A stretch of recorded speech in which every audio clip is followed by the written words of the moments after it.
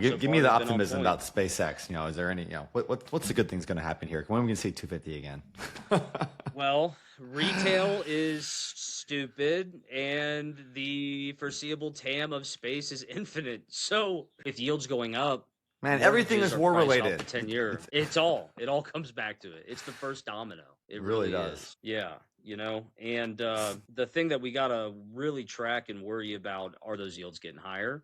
Everything's fine in the credit market, so like there is comfortability there. I think there's comfortability in the credit market though because the number keeps going up in the stock market.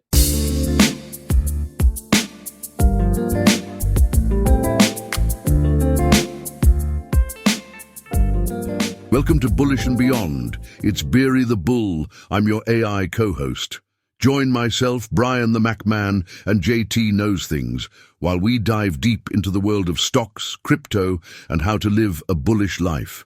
It's time to get bullish, and there's no better place to start than right here. Let's dive in. Hey everyone, welcome back to another amazing episode of Bullish and Beyond, where we are always bullish about stocks, crypto, and life.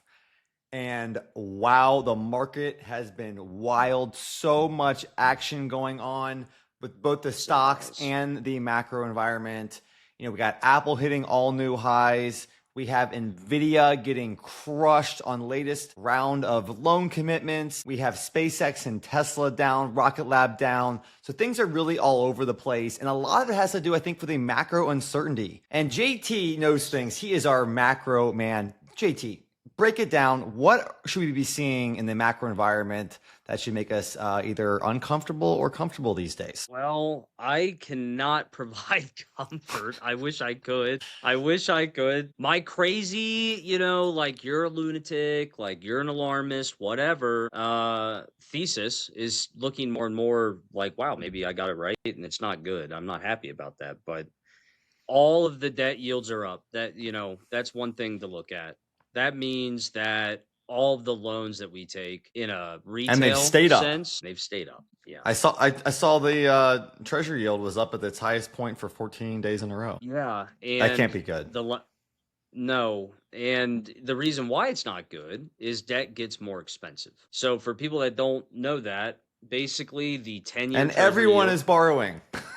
everyone's borrowing. People, There's companies, 600 billion in governments, the CapEx. entire world. Everyone's borrowing, right? And it happens because, as the inflation from the Iran war continues, you have basically countries trying to prop up their currency, so they dump our debt. Yeah. And then once they're dumping our debt, mainly in Asia, we have to reprice those bonds for a new buyer, so we increase the yield. So Someone yields needs going to up buy it. actually means there's less demand, right? Less Yep. demand for our debt because of this war, and they are being forced to sell because of the inflation from this war. With yields going up, Man, everything is mortgages are war priced off related. the 10-year. It all comes back to it. It's the first domino. It really really does. is. Yeah, and the thing that we gotta really track and worry about are those yields getting higher. It directly correlates to the AI capex. Everything's fine in the credit market, so like there is comfortability there. I think there's comfortability in the credit market though because the number keeps going up in the stock market, right? That works in True. crypto when Bitcoin's going up and people keep levering and longing Like strategy. until Bitcoin goes down, and then everything falls apart, and you start seeing the difference between a good operator and a bad operator, right? Well, speaking of the debt in the market and these loan commitments, one really big call out right now that's been having the market in flux is NVIDIA. And they have 750 billion of new loan commitments since last Friday. How wild is that? So they just signed those loans? They just did. They are lending out the money. It's the loan commitment that they made. First one was to SK Group, which is really known as SK Hynix, the RAM manufacturer out of Korea. They made that one on Friday to the tune of $500 billion. And they're helping build new manufacturing sites and also securing, future supply. So they're saying that this is a little bit of a circular logic play, that they're lending money to get something in the future. They're going to spend it back with them. And a similar call out on the one that happened, it was on Monday, they made an announcement that they're going to do a 250 billion loan commitment with OpenAI, ChatGPT. And that one is also for data centers. And then in the future, they're going to have to come back and spend the money to buy, all the different chips from NVIDIA. So they're saying that these commitments are really these circular logics. And that is why it was hurting the stock. I mean, in my opinion, though, like the whole world is a circular economy. So this might have some circular aspect to it, that they're loaning money out. Eventually will be respent with them. But at the same time, that's what all businesses are doing. So I don't really know why this one in particular is being called out. I think it's really that number, that 750 billion. I mean, that's huge. It's a lot. I think I would say Michael Burry is the guy that probably started that narrative, or at least the first institutional guy to push the narrative that the books in these they're not cooking the these books AI though, because it's like, right, they're not. All the numbers are there. They're not hiding it. They're making public announcements, and they're taking percent ownerships in some of these too. So it's a multi-pronged play, and they're investing in their own future. NVIDIA needs to have line of sight of where they where they can get their RAM in order to support their own infrastructure and data centers. So it's like not crazy that they would invest in the build out of these things. We already know they're completely tapped out. I mean, even Apple had to announce they're raising their prices, which was like an unheard of thing that they had to do. So no one has enough access. And we're talking the number one and number two companies in the world. Apple just regained number one from NVIDIA. They literally just crossed them the other day. And today, for the first time, they hit 5 trillion. Absolutely wild. I bet you're pumped. That's great. I am. It was short lived. This morning's pop out of the gate was wild. I mean, it hit it for a few minutes. Right now, it's literally just right below it. By the time the podcasters listeners tune into this tomorrow, I mean, it'll probably be back at 5T. So we'll see. But yes, I am super pumped. Very cool. I'm actually, funny thing is, I thinking going out in the future, I think NVIDIA is worth more than Apple. Even though I'm such an Apple fanboy, it's insane. I got my Apple rainbow shirt on today. I always do. NVIDIA just has such a moat around it that is going to be hard to beat. And everyone thinks that they have the next best thing. NVIDIA's just going to buy them up, and they will have, more cash flow coming in because they already have their feet in the door. They have the software play. They have everything going for them. It's really hard to see them being overtaken. Yeah, I totally agree. NVIDIA could be the one to do it. I think, a dark horse. They're so low right now. I know. It makes sense, dude. I cannot stress enough how connected that tech sector is to that Strait of Hormuz. It's not just oil that comes out of there. We're seeing it in the cost of their imports. The chart I showed you before the cast, it's up almost 11%. 10.4. Yeah, it's a lot in only 2 months, 3 months. It went from started in February, which is when Iran war started, February 28th, and has been up 11% in the last 3 months. February to July, 4 months. Right? Yeah, 5 months. Pretty fast. It's about 2% a month. I see that it's not really slowing down. It kind of is going up, but it stopped being a straight line, right? But it's still pointed up aggressively. So, that's a big concern. Iran needs resolved. All of this stuff could have a terrible outcome if that's not resolved soon. People need optimism in our currency. It feels like every day there's a optimistic hope that's going to be resolved. I mean, Trump sends a tweet or a Trump social post, whatever, almost on the daily that they're going to have some new agreement. I mean, I know this weekend was like a calm period. They didn't fight this weekend, so there's like renewed hope. We blow up enough sites that maybe eventually that they're going to agree to something. Maybe. Iran's crazy. There's a reason why we haven't done this in 50 years. Like, they've been 1 month away from a nuke since 1985. So, I don't really know why we pulled the trigger, but it's really scary. And, they still have the other strait that I've mentioned before. Al-Babab, I believe. I'm going to mess that up. Oh, the one they're fighting over in the Red Sea? Yeah, it's right at the Yemen border. Houthis control it, and that's another 10%. Over 30% of Northern Africa's products, which go directly to the AI CapEx, come out of that strait. So that's a lot. It is, yeah, it's a lot. And I think that's why you're seeing that index get higher and higher and higher, because they're just expecting more instability, and there's realistic logistical issues now. I mean, you can't get it from the same supplier. The supplier can't get their ships out. Right.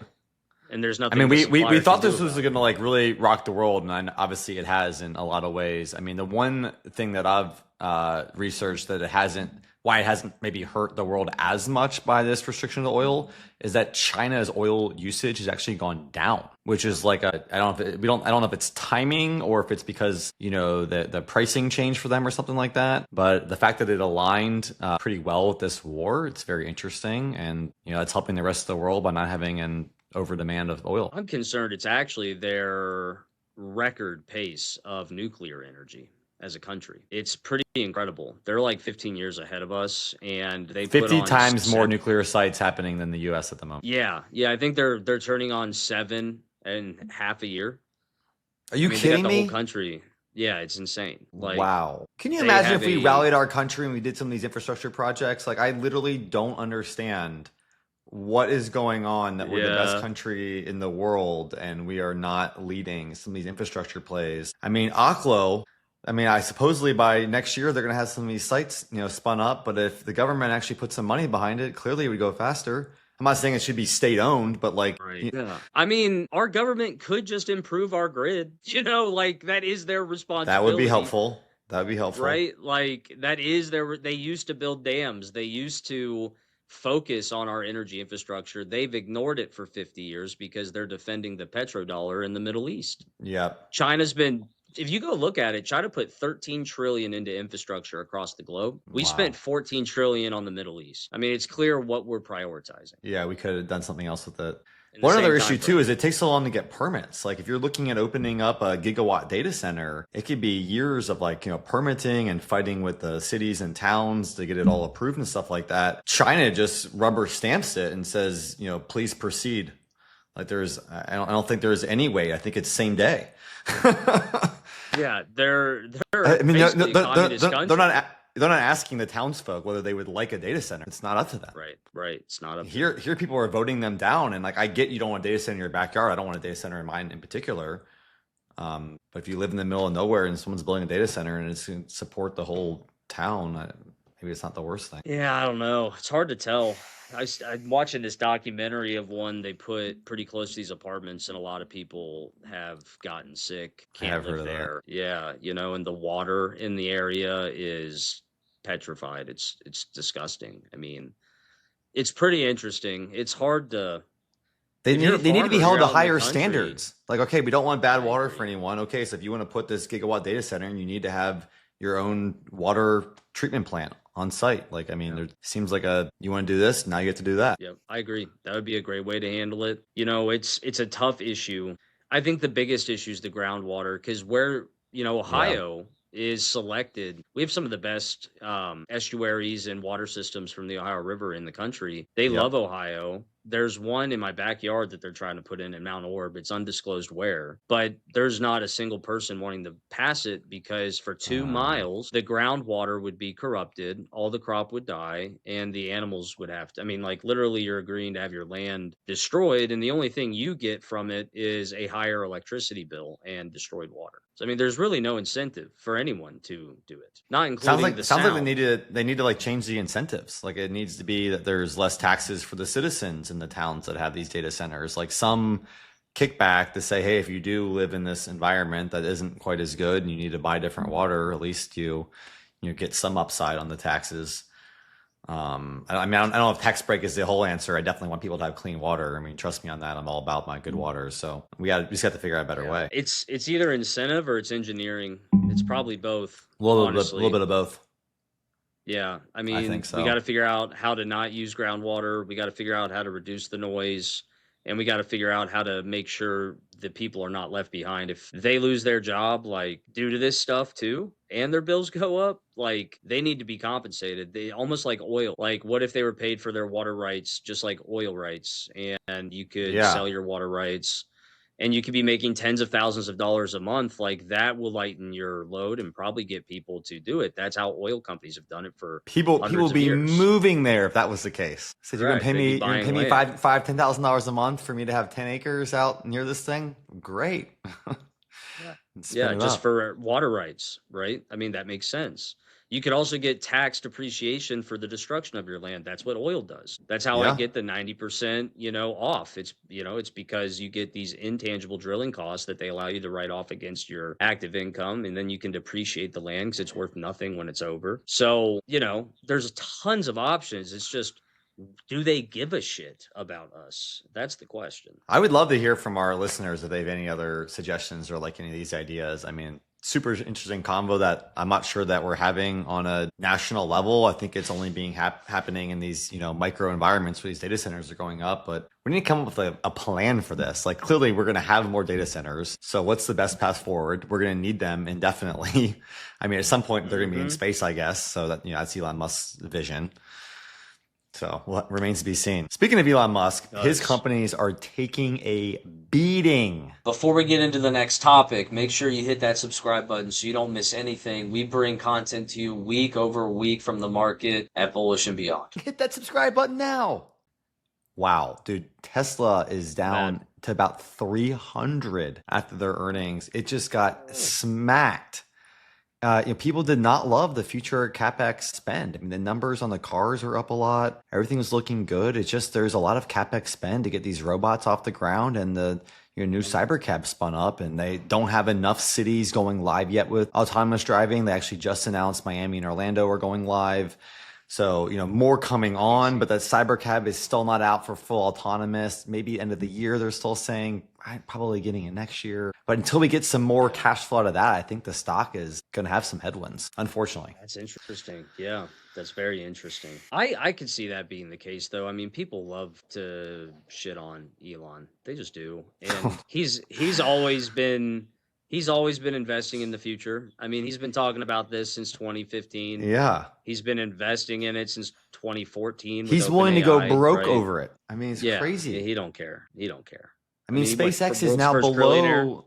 Oh yeah. Well, short-lived though. He made so much money on the SpaceX IPO, and then just in the last month, he lost $600 billion on paper because it went from 250 to 110. I mean, just wild. Who, by the way, called 110? Was that JT Knows Things? Was that guy? You somehow have that. That you have that negative outlook on point sometimes. we have a good balance. See, I'm always green, and you got the red. Go over here. Yeah, Bitcoin's down. It's down, like I said it would. Yeah. I deduce probabilities from data regardless of how I feel about it. I'm like a robot. I mean, that's a good way to look at that to understand the market. I mean, having a logical outlook. I like it. Yeah. I don't mean to be bearish. Like, I do my best to be an optimistic guy, but like, I just draw conclusions that are bearish. It's not great. I don't want to draw those conclusions, but here we are. All right, well, give me the optimism about SpaceX. Is there any, what's the good thing's going to happen here? When are we going to see 250 again? Well, retail is stupid, and the foreseeable TAM of space is infinite. So it's going to be like crypto. It's going to trade on sentiment. And I could see it go lower before it goes higher. I think revenue will change everything for them. And I think they have a good path to it. I think this is a good way to enter. It's going to be a wild ride. I literally said, if you see it go below 115, 110, like start dollar cost averaging. I know. I should inch my way into some of those. Get your entry lower if you didn't listen to me. Dude, Rocket Lab is low now too. It's mid 60s right now. It feels like we're at a new entry point on that. It was in the 130, 140 range, a month or so ago. Yeah. Absolutely wild. And I think it rode up in the sentiment of SpaceX, and it's kind of also down with the current SpaceX sentiment, unfortunately trading with that and not trading as much on its own. They have a couple of big contracts. They just got another contract from Space Force just the other day for almost $250 million. So they got good stuff coming in. Honestly, great news overall. I'm not seeing anything really that negative. They're a little bit delayed on their medium launch rocket, and they're just trying to get it right. And I don't blame them for wanting to not mess it up. They're not quite as risky as Elon and SpaceX that they're like, hey, let's just go blow it up and learn. They're not using that strategy. So I mean, people are always, Elon's willing just to try it, just to test it out. Like, they finally did their Starship launch actually just last week. I think it was overnight on Friday. and it went very well. And they had it land back in the ocean, and it performed as they thought. All the satellites were freely launched. That all worked out perfectly, and it landed right where it should have in the ocean. And the next time they're going to land it and catch it. Yeah. Wow. Pretty sick. But the payload with that new ship is just wild. Like once they start getting some real reoccurring revenues, like how's the stock not going to bounce back? Yeah, like none of this is financial advice, but 60 at Rocket Lab feels good. And 110 at SpaceX does feel good. It feels good. And we're long term on this. Like we can't commit to what they're going to be next week, but like you think 5-10 years out the road, these stocks are 10x. Like these are 10 baggers. I mean the space opportunity is enormous. Let's go hit it. 10 baggers, bub. Yeah, I agree. I think it's gonna be up there with Apple. Yeah, I feel the same way about Solana. They've almost put $1 billion on chain, and they're down 60%. It's insane. Crazy. Like Wall Street is adopting it, building on top of it, and these aren't like shitty products. These are real assets with real tokens that are being sold, bought, futures, derivatives. Like you name it, they're doing all with gold. It's all happening. Bonds, they're doing it with everything. Even pre-IPO shares. It's so much on chain. I mean, everything I've learned from Solana and you on this and off and on this podcast, that is one of my top crypto holdings now too. I mean, I bought it much higher, but I'm still a believer. And like you said, there's so much coming on chain. There's so much backlog to come, if you can call it that. Like it's like kind of like a no-brainer thinking, into the future. Yeah, and then you got the Clarity Act that Trump is actually making secession on. He will walk away from crypto to get this thing passed. So I saw they wanted that from him. Does he? Yeah. Does he actually have to sell his crypto? Can he still own the crypto company though, and not the crypto holdings? There's got to be some way to do this. At the signing, he's grandfathered, nothing else after. Got it. Because that's what he got. He made over. That's what he got. Didn't I read he was the number one person to profit on crypto in the entire world this last year? 1.4 billion in earnings. Yeah. Cashed. Verified on chain. Yeah, crazy. I mean, no shocker if you start a crypto company and your son runs it. But so he's getting grandfathered in. His children are getting grandfathered in, but nothing thereafter, and that's what he agreed to. And that was the last holdup from the He doesn't need anything else. He's good. That's right. He's good. He's good. So if that passes, you could see not just the largest firms with the best lawyers that are willing to take risks put stuff on chain. You're going to see people with 15 trillion put stuff on chain. Like you're going to see there's much less risk when there is clarity, hence the Clarity Act. Come on, BlackRock's already, let's pass this thing. I know, dude. It's crazy. They've already put like 20 billion on chain, and that's not even a drop in their bucket. The second they can tokenize one of their exchanges they control, they basically control most of the S&P. They could force adoption and just move everything on chain, cut their cost by 30%. They're incentivized to do it. Yeah, it makes so much sense. But they're not going to do it until there is that clarity. Otherwise, it's just too much risk. Right. And, it costs real money to do this. It's not free. Everything these institutions are doing right now, they're playing. It's 100 million, 50 million, 1 billion if they manage a trillion. Like we're talking 1 to 5 bips. They're literally playing around with 5 basis points. I wonder how many more data. Do we need more data centers to run all this crypto stuff on chain, or is this all happening on users' computers that are controlling? Isn't that cool, right? Yeah, it's volunteers for profit is what I call them, pirates of the internet. People that will buy the hardware and want to make a return, that support the networks. They run validator nodes. Anyone can do it. The node requirements are tenuous on big chains to really light on other chains. They all make different design decisions. But ultimately, you don't need data centers for it. You have. I'm just thinking out if we do get all this stuff on chain. Like I get that we don't have them right now set up that way, but if you launch all these, if all the S&P is trading on on these virtual exchanges that BlackRock is going to control in theory, it seems like we would need more compute power to keep this all going. And like, who pays for that? Do users actually have enough compute power that's underutilized? Or is BlackRock going to have this, new data center perhaps? No, only certain blockchains could handle the traffic, but that's the beauty of blockchain. Like the fees are built into the token.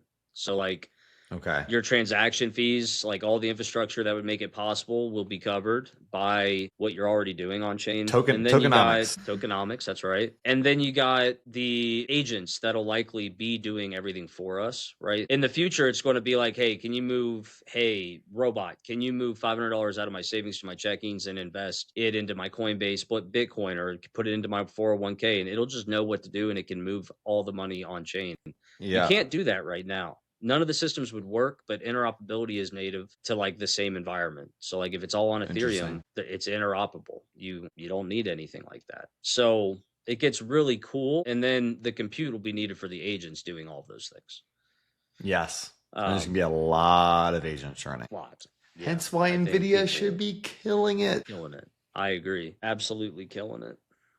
You know, Apple doesn't have these agents built out yet. Their next, Siri AI app is pretty interesting, and you can call and have it do things. It's not quite like the agent mode like you would find on a ChatGPT or an Anthropic, but this is only, version 1 of that. So I'm sure they'll be in the future. And I think Apple is going to control a lot of that market. And it's, it's kind of that black horse that they're not spending on AI infrastructure, but they're going to use the best models, and they can pick and choose. Like their deal right now with Google is costing $1 billion a year, which is a drop in the bucket for what these companies are spending on their infrastructure. Like, Google spending, the latest earnings call, they announced it's like $200 billion in the next 12 months on infrastructure. So it's like Apple at $1 billion, nothing to get the access to their top models.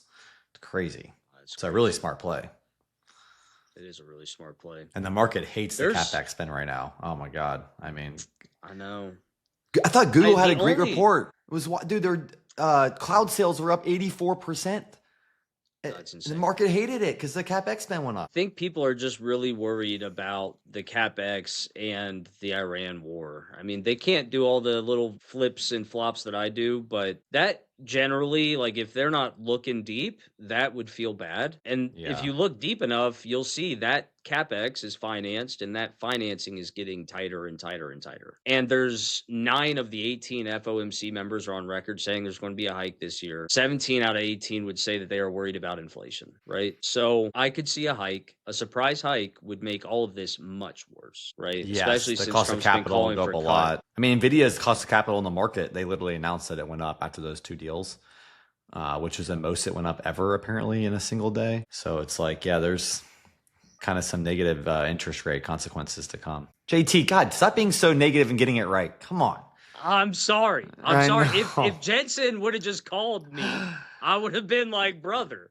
There are better times to be doing this. I love this idea. There are better times. You do not want a variable rate in the next 3 years, I promise. That's what I would have told him all the way back to February. I don't know what kind of deal he's giving these people on their loan commitments. If it's, he's lending this money out. So hopefully he's getting a decent rate coming. Is it his cash, or is he, I figured he's arbitraging the cash. He's probably getting it.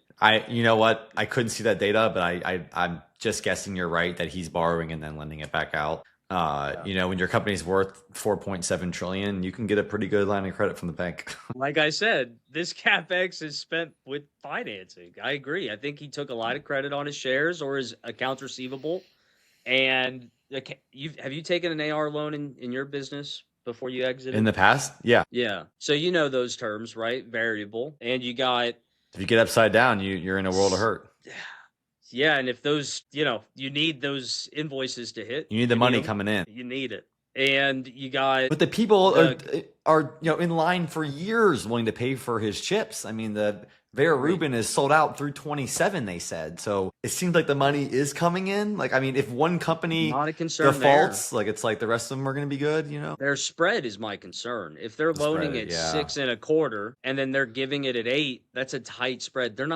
No one's going to take, maybe they take 9. I know what you mean. The spread's tight. It has to be. And there's a reason why he's talking about their cost of capital. And if this trend continues, it's going to get tighter. It's a bad trend. Yeah, we need to go down. I mean, if the war stopped and the oil, loosened up, I mean, we probably wouldn't have a raise in sight. So it's like, kind of all comes back to the war and the oil. War goes another 3-4 months, probably gonna have a raise. War stops next month, probably won't. Yeah, it'll probably be flat the rest of the year. I'd be shocked if we had a cut. Yeah, it feels like flat would be the call. That's the bullish call if the war's resolved. I'll take it. That sucks. Yeah, That's the bullish yeah. call, but It's I'm going to their go on data. record about being bullish on Apple this week. They report in 2 days from our recording. Probably within 24 hours of this actually launching live. So their report.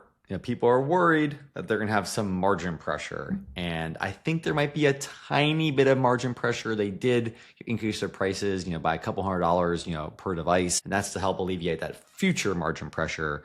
So if there is anything happening in this quarter, I think it's pretty short-lived. It's probably just a blip on the quarter.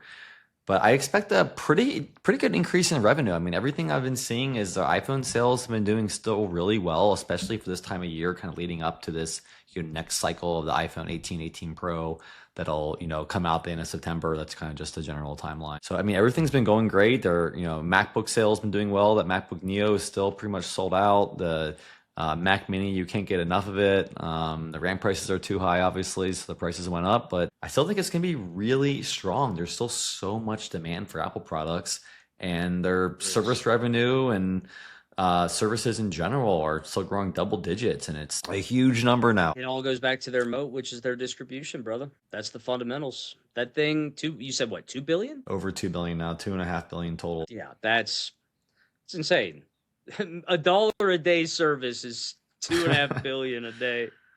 That's another 700 billion in revenue. Like, get out of here. That's crazy. No, it's They're pretty crazy. wild. It's, Yeah. A third of the world. Yeah, it's not a bad. I would trust Apple more than US debt, honestly. We need some more products to come out so we can sell even more. I know there's this future HomePod that's supposedly coming out in the very near future, and this new Apple TV. They're both kind of imminent release from what I'm seeing behind the scenes. I don't know if it's going to have this AI built into that HomePod yet, or if they're going to have to wait till they launch officially all the new OSs in September, but very soon that we're going to see that coming out. And I think that could be a small driver into this next season with the new 18 Pro and the iPhone Fold coming out.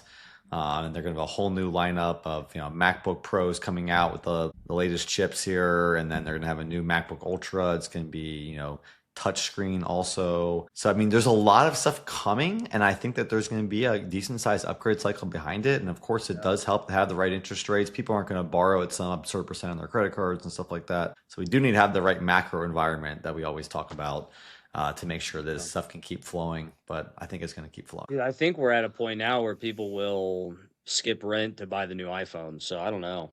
I mean, you see it in the streets. People yeah, dude. Don't have enough money, but they're still buying the new shoes and the latest iPhone. Reminds me of that Dave Chappelle skit where he just has the white lips and he's scratching his neck like, I need more Apple products. I need, fiending. Fiending. They're fiending. Yeah, I mean, people love Apple. How about this? I feel that Apple will sell. I feel better that Apple will keep selling devices than I feel that the government will figure out our fiscal situation. Yeah. Right? So I'll give you that. Apple over government. Yeah. My 30-year bond would be the Apple stock over the actual 30-year bond. Like, that's where my risk profile is. I see through their bullshit. But wow. I think Apple's great. I do. You know who also is great? Matt Brandenburg. And he sponsored this episode again. He is an incredible marketer and SEO guru. I've used him multiple times. He has helped out my friends. He's helped out my buddy that runs an RV park business. We are spinning it up as we speak. And if people want a fast response and they really want to see how to update their SEO and their marketing, you got to hit up Matt Brandenburg. And you spell it M-A-T-T. Brandenburg is B-R-A-N-D-E-N-B-U-R-G. Matt Brandenburg. You got to get with him. I mean, he sponsored this episode. He's incredible. He knows crypto as well. So great person. We got to have him, on here at some point. I think we could have an insane crypto discussion. Yeah, I absolutely. And I reached out to him. My team's talking to him sometime this week too. Okay, perfect. Highly, his responsiveness is key. He has a great attitude, and recommend him. That stuff goes such a long way. When you talk to someone in life that has a good attitude, a smile on their face, whether you can see it or just feel it over the phone, and they're a quick response. I could not tell you how good it makes me feel to get a quick response from anyone I work with in the service industry. Builds so much trust. It does. It absolutely does. Matt Brandenburg, we appreciate you. Thank you, Matt. Yep, absolutely. We have another new person to talk about in this podcast, and it's the person that you're currently holding and scratching right now. If anyone is having trouble paying attention to the video podcast, it's because JT has the cutest little puppy. It's ridiculous. This is Scooter. He is Captain Scooter. He is going to be your crypto captain on my channel, JT Knows Things. Oh my God, I love it. Outfits. We have TikTok ideas. He'll be picking tokens, talking about bullish or bearish for the next month. I got tons of ideas for him, but right now, oh my it's God, just it's a gonna little be baby. so much fun. No. Captain Scooter, the new crypto mascot. The reason why he's here is he will cry if he's not being held and I'm doing this stuff. So he hasn't made a single peep. Obviously, we can see him if you're on video, but on audio, I don't think he's made a literal sound. He is happy right here, dude. It's the best thing ever. Highly recommend this breed. He's 12 weeks old and he's like this. What King kind Charles of Cavalier dog is Spaniel. that? Yeah, King Charles Cavalier Spaniel. He's a They royal were bred captain. to sit on. Yeah, they were bred to sit on royalties' laps. That was their job. What? And they're adorable. And Yep. now JT, the king of crypto. That's right. That's right, baby. That is Good so old funny. Scooter. If I had a dog on my lap, it'd definitely be Captain Apple, but I do not. Makes sense. Yeah, yeah. That makes Well, everyone, sense. tune That in. There's makes so much sense. to be bullish about, even with some of the negativity in the backdrop and the macro environment. I still think we can always find those bullish moments out there. We would love to hear what you're bullish about. Amen. Drop us a line, and shout out again to our sponsor, Matt Brandenburg. Thank you so much for tuning in, everyone, and stay bullish. Cheers. Till next time, guys. Bulls. That's a wrap on today's episode of Bullish and Beyond. Remember, the market never sleeps, and neither should your ambitions. Whether it's stocks, crypto, or just leveling up in life, stay focused, stay bullish, and keep charging forward. Keep your energy high and your mindset bullish. This is Beery the Bull, your AI co-host, Brian the Mac Man, and JT Knows Things signing off. All content published by Bullish and Beyond, LLC reflects personal opinions only and is provided for informational purposes. Please conduct your own research and discuss with your accountant and/or financial advisor before making any financial decisions. The information presented should not be taken as financial advice. We are not financial advisors. Nothing you hear, see, or read in our content should be considered as any form of financial, investment, or legal advice, or a solicitation to buy or sell any assets, or to make any financial decisions.